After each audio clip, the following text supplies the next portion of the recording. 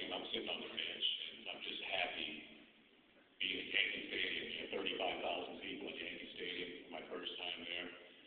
And Dave McNally was pitching for the Orioles, and we had Al Downing going for us. And Brooks Robinson is playing third for the Orioles, Louis Aparicio, Boog Powell. And so I'm just enjoying the game. Well, I couldn't enjoy too much because we were getting beat. Yankees weren't too good in 1965. It was the start of the demise of the Yankees, actually. So it was around the sixth inning, and we were down 6-2 or something like that. And I wasn't even thinking about anything. I'm just happy being there. And Johnny Keane said, Roy, grab a bat. You're going to pitch it for Downing. So I was like petrified. I was be in the game. I'm over trying to get my bat by the bat rack. And Nelson Howard was sitting right next to the bat rack. And he said, hey, Roy, McNally throws a fastball. It tails away a little bit. And when he gets ahead in the count, he likes to throw it down and hit curveball. So that was great advice from Ellie Howard, you know, for my first time up in the major leagues. So I got my bat, and I was announced now batting for the Yankees, number 48, Roy White. And that's a big number in those days. In fact, in spring training one year, I had number 78. And when you have 78 in spring training, it means you will not be on the New York Yankees. So I had 48, so you know, I'd step in from the right-hand side, facing Dave McNally, and at that time I had my Dick Allen stance on the right side. I used to copy a lot of different hitters' stances. You know, I never really had kind of a regular stance like Thurman. He always had the same stance. And sure enough, first pitch was a fastball tailing away, and I swung and I fouled it off, strike one. And second pitch was a fastball tailing away, and I fouled that off, strike two. So I stepped back out of the batter's box, and I always listen to my elders.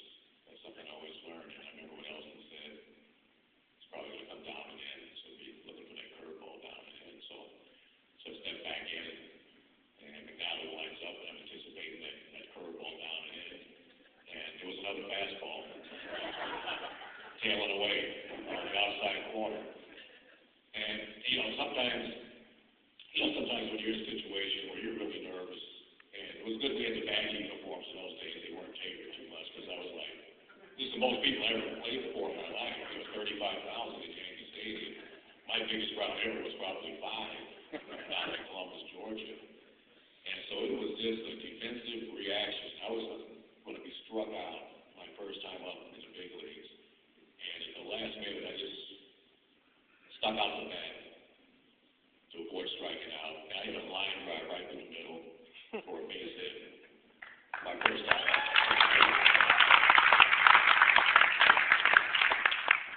Yeah, I didn't take any more advice from Ellie.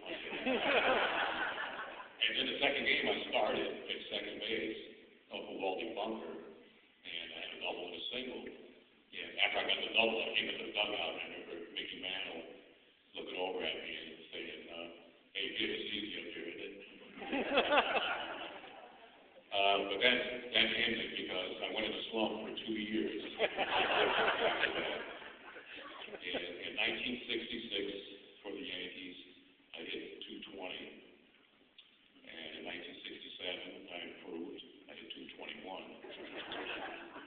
And see, I didn't really have a position with the Yankees. You know, coming up as a second baseman, and I was from Double-A, and they had Horace Clark. Horace Clark was Triple-A second baseman, and Horace was hitting 300 every year in Triple-A.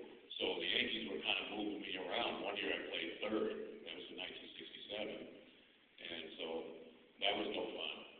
You know, having to be at third base and seeing a guy like Frank Howard in the box, who was 6'9", 300 pounds, with no pitching, and Fritz Peterson throwing changeups. You know, you didn't kill that.